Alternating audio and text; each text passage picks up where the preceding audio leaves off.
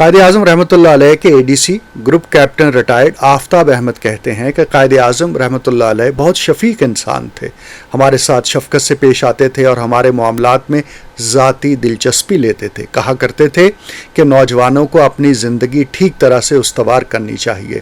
ہمارے بل خود دیکھتے تھے، چونکہ لوگ ہمیں ADC ہونے کے ناطے پرائیویٹ پارٹیوں میں انوائٹ کرتے تھے، ہمیں بھی جواب میں ان کی تواضع کرنی پڑتی تھی۔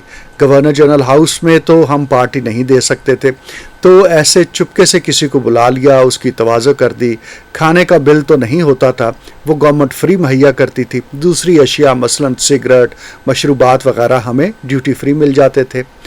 احسن جو کہ ایک اور سیکرٹری تھے، یہ دراصل گل حسن کی بات ہو رہی ہے کہ احسن بھی تھے اور گل حسن بھی تھے، تو احسن سگریٹ نوشی نہیں کرتے تھے، گل حسن اور میں کرتے تھے۔ تو مہمانوں کی تواضع کرنے کے لیے ہم گورنمنٹ ہاؤس سے کچھ چیزیں ڈیوٹی فری لے لیتے تھے۔ ایک مہینے ہمارا بل زیادہ ہو گیا۔ قائد اعظم رحمۃ اللہ علیہ نے پہلے گل حسن کو بلایا، تھوڑی دیر بعد وہ واپس آیا، مجھے کہتا ہے قائد اعظم رحمۃ اللہ علیہ آپ کو بھی بلا رہے ہیں۔ میں نے پوچھا کیوں، خیریت ہے؟ تو کہنے لگا پتہ نہیں کیوں بلایا ہے، شریر تھا کہ میں اسے پہلے کیوں بتاؤں، مجھے ڈانٹ پڑی ہے تو اور اسے بھی پڑے۔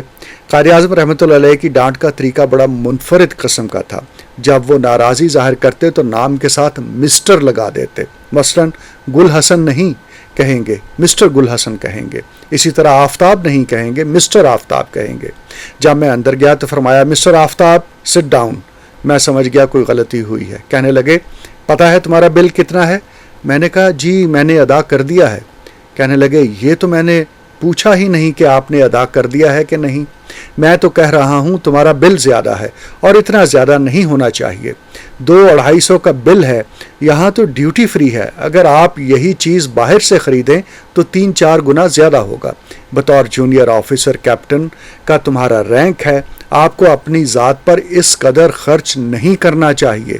کیا آپ اپنے گھر والوں کو کچھ نہیں بھیجتے؟ جب آپ پر اس قدر ذمہ داریاں ہیں تو تنہا اپنی ذات پر اس قدر خرچ نہیں کرنا چاہیے۔